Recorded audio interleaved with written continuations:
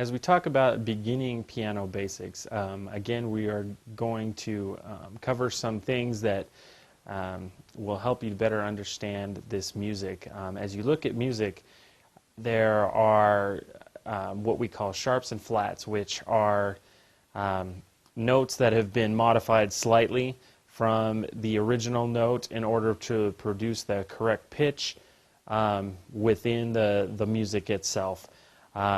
If we're talking about a sharp, we are talking about taking a note, the note that is written, and raising it a half step, meaning that you're going to want to go up a half step from the note that you start on. When we talk about a flat, a flat will actually lower a note a half step. Now, here, let me take a second and show you what I'm talking about. If we're looking at the keyboard, again, find middle C. Take yourself to the two notes that don't have them between it, and right next to these two, okay? And as you find the black keys here, you're going to go to the one that's just to the corner of it, to the left corner. This here is middle C, okay? Now, if we want to take middle C and we want to do something to it, okay, we are going to add a sharp to that, let's say. Okay, now, a half step, each one of these is a half step. Now, if I go another half step, I've now moved up a whole step.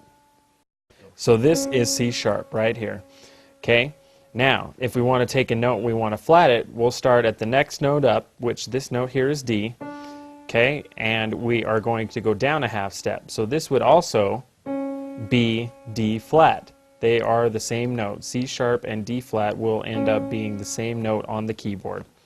Now, as you look at the music here, you're going to you're going to see some different symbols that you hadn't seen before. These symbols here represent what we just talked about. This symbol here that looks sort of like a number sign is a sharp.